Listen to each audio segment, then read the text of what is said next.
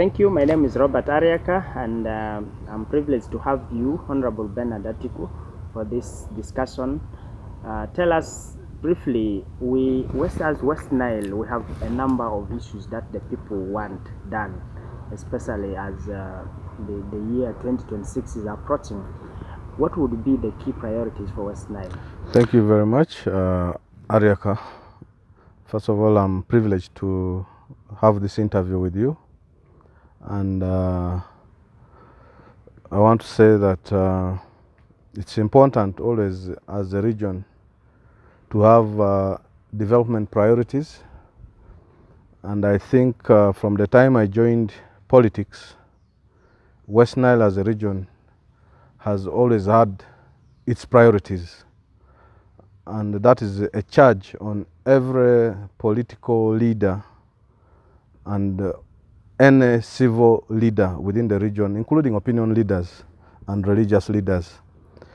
If I remember very well, from 2006, when I joined the council of Arua district, and also working as a chairperson Arua District Social Services Committee, we were able to interact at regional level on many occasions to discuss local development initiatives or projects.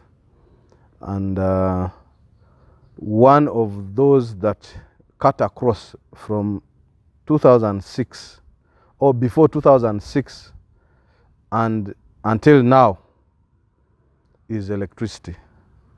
Reliable, affordable, and industrially viable electricity for West Nile. If I remember very well, one of the key voices for this advocacy used to be our late Bishop Frederick Drandua. In every platform where he appeared, be it at national level, at regional level, at diocese level, and when I talk of the diocese, that's almost half of the region, and be it at local level, when he's addressing the local community or the local parishioners, you would hear him mention the demand for reliable electricity, and that meant connecting the region to the national grid. That was priority number one. Priority number two was the road infrastructure. The road from Karuma to Arua used to be the second priority. And indeed it was done after a very long period of advocacy. But as we have seen, the road was done, and with a lot of questions on the quality of work that was done, because hardly 5 years the road started breaking down. And as we talk, the road is totally broken down, and that means it needs to be redone. So the road infrastructure remains second priority for this region. And of course, connecting the West Nile region on a tarmac from the capital city remains a second priority, but also there are other interconnections within the region. For instance, the road from Nebi through Goli to Paida, Paida to Wari, Wari to I think from Paida to Zombo, Zombo to Wari, Wari to Vura. And then the road from Adumi Road to Odramachaku border post. Of course, we are aware the road from Vura Customs to Koboko was done. That was during our first term of office, but it was work we got in progress. That was part of the advocacy, the result of advocacy by our past leaders, the likes of Honorable Auzo Andwale, who was the then minister in charge of works and transport, and the likes of the late Dick Nyai. Unfortunately, we have lost all of them. May their souls rest in peace. But these were key priorities, infrastructure priorities, our past leaders made or advocated for. We inherited and also continue to advocate for. Then the road from Koboko through Yumbe to Moyo up to Laropi. Then the road from Atiak through Ajumani to Laropi. I'm happy that the road from Atiak to Laropi is already being done. And if you happen to travel along that route, you will see a very good surfaced road, wide enough to enable smooth transport. We used to have a lot of complications traveling from Moyo to Gulu. But now, as we all know, the road also from Gulu to Nimule has also been done. We have still the road from Manibe through Terego to Yumbe, and then there's a tee-off to Obongi, and then crossing to Ajumani. That road needs to be done, and the roads I'm talking about are supposed to be tarmacked. So as leaders in this region, we must advocate for these roads to be tarmacked because they have very high economic returns. They will help our people to transport their goods and services from any part of West Nile to enable people to access goods and services of various caliber. We have a road from Pakwach through Wadilai to probably Obongi. There's a stretch there called Kia, where a set of box culverts have to be constructed through the swamps to connect through Yumbe and up to the border actually with the Sudan, South Sudan. There's one through Pakwach to Panyimuru. That road also has to be tarmacked because Panyimuru is one of our major fish supplying landing sites. So it has to be done. Then from Panyimuru through Padiere to Nebi. That road also has to be tarmacked. Then we have a new road connecting actually from Terego, the T of the road junction that goes to Ochodri up to Rhino Camp. Now that road is supposed to be connected to another road across the Nile in Amur. I remember in the 10th Parliament, we already had a discussion with the UNRWA and our plans to acquire a ferry, a brand new ferry, to be put on that route, meaning our people would cross from Rhino Camp to Amuru. From Amuru, you can either branch to come to Oluyo, or you continue to Gulu, or you can come to again Ajumani. So, and we all know that Amuru is now a large-scale farming area, meaning if that road is opened, we can access agricultural produce from across Amur.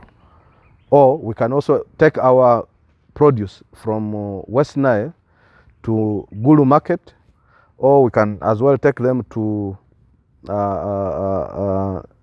through Ajumani to Nimule and export to South Sudan. So these are the major road networks which are our priority number 2. We think if these are worked on, there will be ease of movement of human beings, there will be ease of movement of goods and services, and there will be security. You know, the element of insecurity in our region has partly been exacerbated by lack of good road network. If the road networks are good, it means the security apparatus will easily maneuver and have the entire region under watch. The air transport, Arua International Airport, it's one of the infrastructure developments or priorities we have been advocating for, and it's something that our leaders need to unite and advocate for. I am happy there are indications that investors like East of Eden are being lobbied by government to come and undertake the construction of this airport. It's long overdue. We Arua Airport, being the second busiest in the country, should have been given a top priority in terms of development. But nonetheless, we know why government focused on Kabalega International Airport, because of the oil extraction business. We therefore appeal that the construction of Arua International Airport is fast-tracked. Priority number 3, of course, remains the issue of human capital development. You cannot have a region develop without educating its people. Now, a lot has been done. Of course, I've put it as priority number 3 because it is a work in progress. Education services, or let me say social services, have been provided by government. But the services are not to the level that will enable our people to move to the middle income stage. Why am I saying this? 1, you need mass investment to uplift or to give quality to UPE. When you look at most of our schools, primary schools, they're still lacking in infrastructure. The classrooms are overcrowded. The teachers have no accommodation, decent accommodation. Then coupled with the issues of remuneration, which is a nationwide cause. But these are areas where we expect government to put investment. Yes, government has been putting some investments over every financial year, but these investments are overwhelmed. We have had issues of corruption where quality of the works has been undermined. The classrooms, which are supposed to be built to last for more than 100 years, you find after 2-3 years they're already breaking down. Winds, these storms, rainstorms when they come, or hailstorms when they come, they blow off the roofs. So there are issues where, as leaders within the region, where we need to ensure that whatever government is doing, or whatever investments government is put to right use. Come to secondary education. The only major facelift that I saw was the issue of African Development Bank loan, where schools like St. Joseph's College Ombachi, and then St. Charles Luanga, then there's a school in Moyo, which were earmarked for facelift, including Nyapea. Now, these are traditional schools that used to perform very well in the region, and they were looked at as a beacon of excellence or centers of excellence in the region, so that other schools can emulate them as role models. Now, that investment to me was not enough. I think I remember Ombachi, schools like Ombachi, Mvara, actually Mvara was one of those that benefited. About 2.3 billion was put in that project, or in those projects. But if you went to the schools now, the demand has gone beyond. Some of the old structures need to be renovated. The government policy is that in every sub-county there must be a school, actually a seed school. Now, when you look at most of the schools in West Nile, they have so far benefited. If I'm to measure it in percentage, it's like 20% in terms of provision of seed schools per sub-county. Now, that is an area of focus for us as leaders in the region. Yes, we have moved from that stage to having numerous universities, both private and government. We now have Moni University, which is the 7th public university. Is it the 7th or 6th public university in the country, fully supported by government. We have Makere Business School, which is a government university, but having a study center in Arua. We have Uganda Christian University, having also a center in Arua. We have Bugema. Bugema is here. We have other Islamic University. Islamic University is also here, and others. Now, these are opportunities that are supposed to benefit our children who come right from primary to secondary and then when they move to tertiary institutions, they're supposed to be absorbed. Then we have other tertiary institutions, the schools like, vocational schools like Arua Technical Institute, normally called Ragem. We have Inde. We have another one in Iterego. We have others in other parts of the region. Now, these are vocational schools also that need to be supported fully by government. If you saw the investment that was done by the support that was given by the South Korean government to Arua Technical Institute, you'll think that is a faculty of technology. Now we need that kind of massive investment in these vocational schools, like that one in Moyo. I think there's Moyo Technical School. It needs to be given additional support. Now these vocational schools are good because they would absorb, first of all, their products are not job seekers. They will move immediately and enter into the construction sector and start doing work and start earning immediately without writing application left, right, and center. Now we expect massive investment in the education sector. We expect massive investment in the health sector, because for our people to be productive, they must be healthy. They say when health breaks down from home, it must be repaired in the health center or in the health facility. Now, most of our health facilities are lacking in the drugs, or the drugs are inadequate. They are lacking in staff. Most of the staffing is below 50% or the standard operating staffing level. Equipment, they are still using, outdated equipment. The infrastructure itself, some of the health, to be health center 3s are still operating like health center 2s.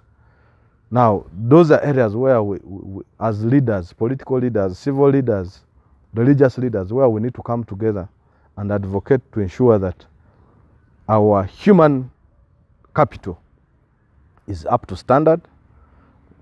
They are healthy, they are educated, and therefore they will be able to develop the region in whichever sector that their technical input or professional input is required. So for me, these 3 are our top priorities as West Nile region.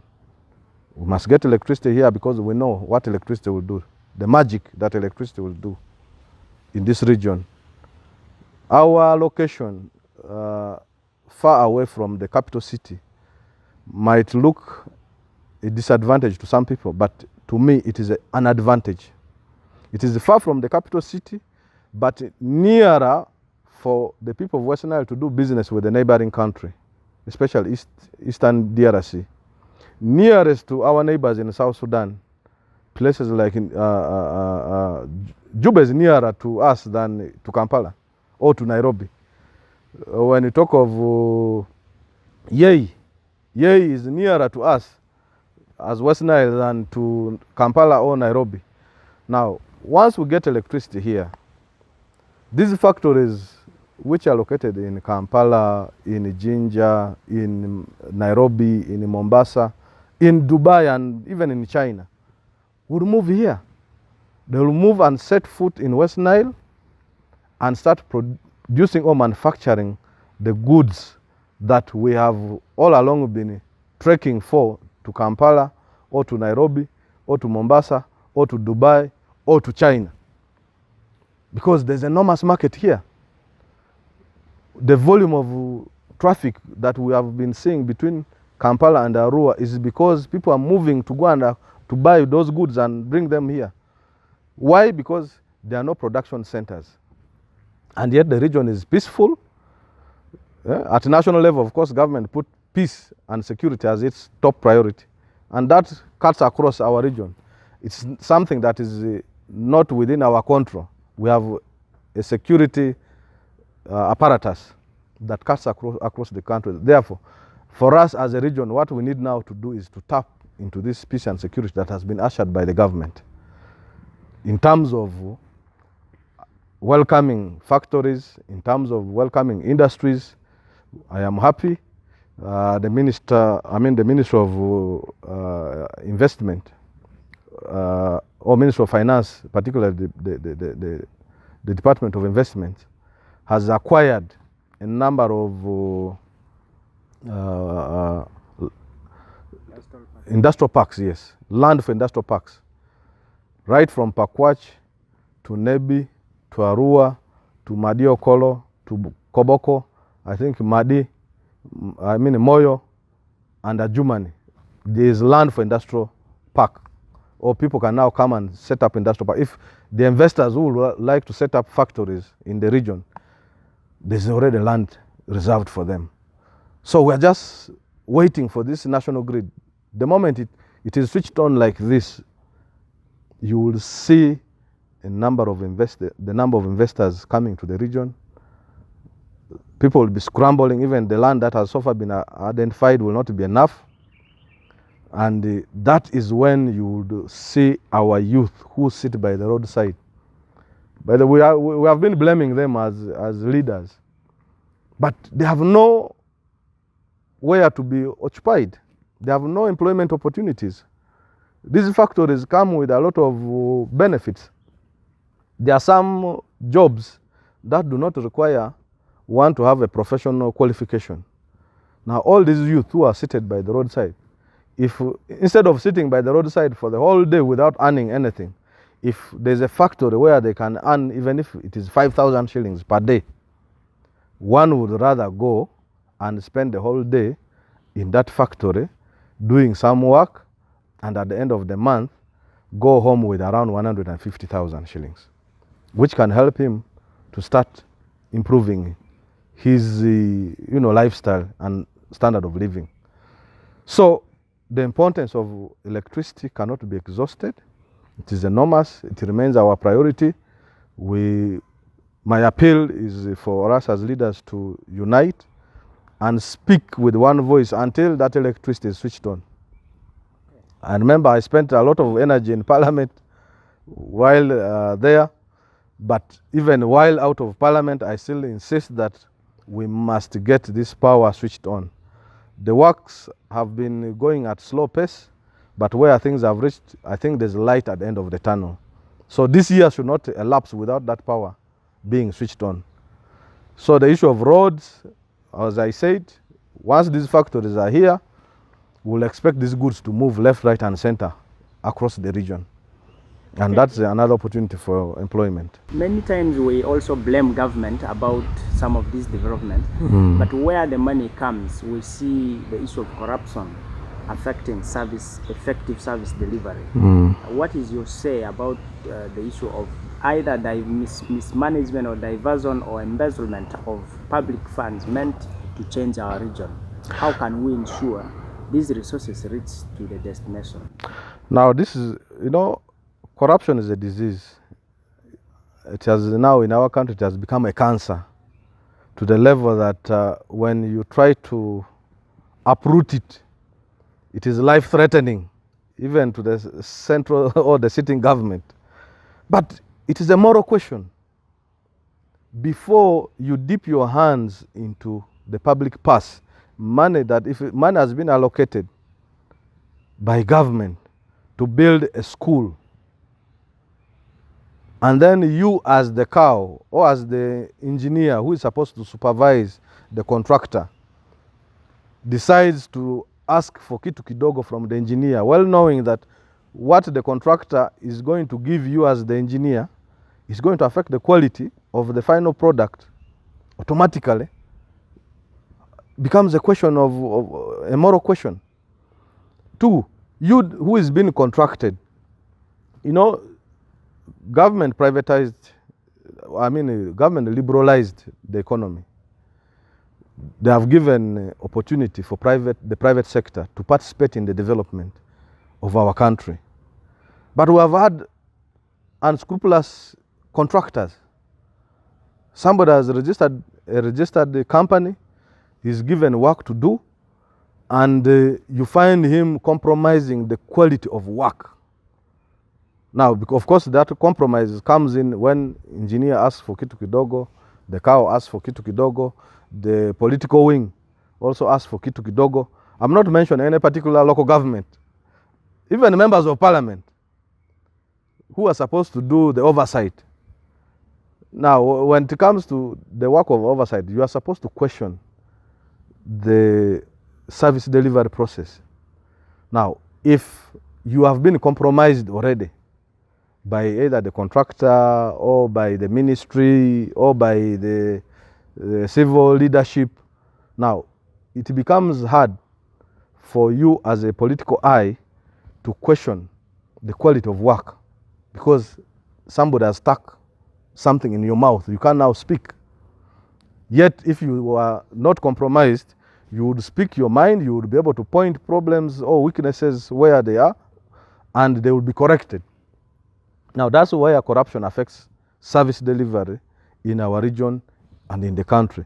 So it's a moral question that every aspiring political leader must, put in front of himself or herself before seeking for the mandate of the people.